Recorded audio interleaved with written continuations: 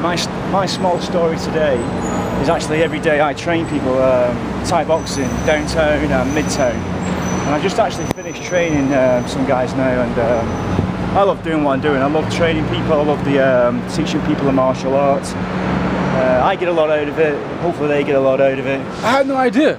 Yeah, and I've been doing it now for 10 years. 10 years. 10 years? 10 years, and Thai boxing now 25 years. And I've been 10 years in New York, and I have a nice little group of clientele, and I work like, 6-7 days a week. I don't complain, it's great. I'm not complaining if I'm working. Life is good. Well, how do people find you? I mean, is it word of mouth or just... Word of mouth. I work at the door at the Skeena. Okay. And then I meet a lot of people learn being a door host. Yeah. You talk, you meet people, greet people, and then you talk to them on the street, and then, yeah, there's an element to that, and it's also word of mouth.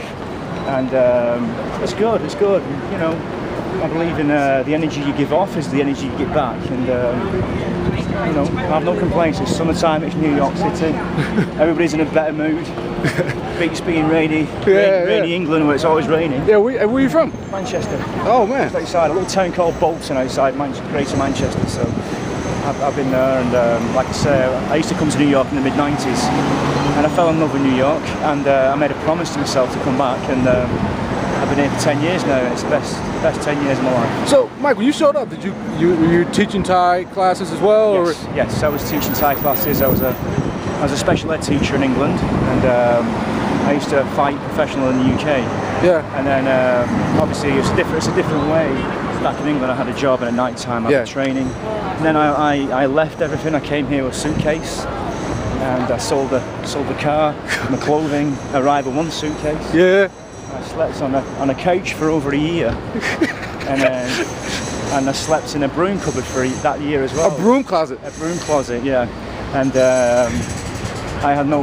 my friend gave me a sleeping bag, and I think that was in 2003. 2000, okay. It was one of the coldest winters in New York at the time, and it was bloody freezing, I tell you. But my determination and my love of the city made me stay here, and then over the years, just through good solid hard work, good friends, having a good support base of decent people, nice friends, you just can only progress. Yeah. Any advice to give anybody who's looking to move to here in New York, like you've done, London, anywhere? It's going to be eyes wide shut. It's not like you see in the movies. You're not just going to land here and have a huge, surface to ceiling, window looking down on Manhattan. You've got to work. And I never realised when I first came here, I used to work and go home. I never realised, I never knew what a 15-hour day was. I was working from 7 AM till 10 o'clock at night. I was like shocked. And now that's just as normal as brushing your teeth in the morning. Yeah. So if anyone's coming here, you've got to put your time in.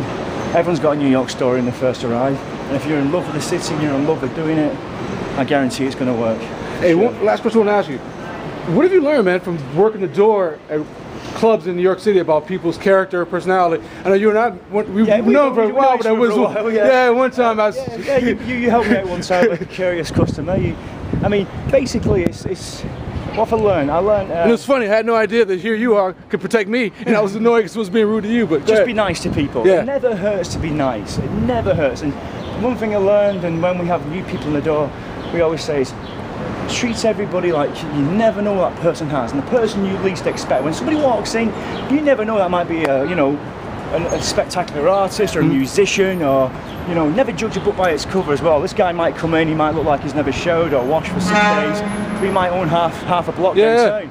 And that's one thing, is like never judge a book by its cover, because everybody has a different story, and it's such an exciting city with such different personalities. You never know who it is. And Mike, how would you tell people to approach the door? Because you always hear people say it's about who you know. You guys are pretty tough. It's just, is it really about? I got people's energy. If you come in and you're polite, and it's like I like to think I'm polite. And if you're polite to somebody, and you give off good vibration, good energy, there's absolutely no reason why you can't get in or anywhere. I mean, people say you're strict in the door. It's not. I have people say, oh, he's too hard on the door. But if you walk up to someone and say, I'm going downstairs, it's like, it's kind of like you don't exist. You got your back up against the door. But 99.9% of the people who do come in are always nice. Cool. And that's nice. It's just that 0.1%. That's no big deal. Is there a website where people can find you, dude? You can see me on, let me see the website. I'll be on the Hensel Gracie website. I train at Hensel Gracie Gym in Midtown, Manhattan. And I also work, train, fight on Broadway. If you go on worktrainfight.com, you'll see me there as well. Hey, any health advice for anybody? I mean, because any 3 steps or any advice, like things they should be doing this summer? Easy way to... Obviously, cut down your booze. A lot of people, you drink more when you're in New York. It's very, you know, we live in such small apartments, go out every night. Obviously what you put into your body is the most important thing, and you know, just watch your diet. I watch my diet. I have a guy now, I actually have to see a dietitian. You know, I train every day. It's so easy, like when you're running around in New York, not to miss your breakfast, to miss your lunch. Just get a stable diet. It's the most important thing. What you put into your body is what you'll get out, and like I say, you know, that's what I say to people. I ain't no expert on greens, doing this.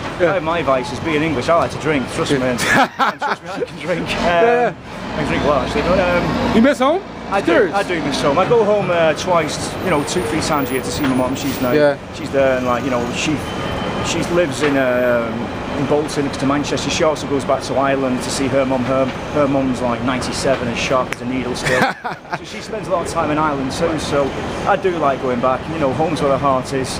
But when I'm back home, you know, it's like I love coming back to New York. 3 or 4 days, I'm like, let's get back to New York. You know, that's what I'm like. Wicked, thank you, dude. We'll take a picture of you. Cool. Cool, dude. Cool. Thank you, dude. Thank you. I'll put it up tonight. Thank you, dude. Take care. You got my car. You know my car. I'll give it to you. I always watch your stuff on Facebook. Yeah. So yeah, dude, the business is getting better and better. Getting more garbage accounts. That's my card again. I need to change that. That's all right. Thank you. Yeah, I'll put that up tonight. Thank you. So I've been thinking about it all forever. Finally bump into you. That's how it always happens.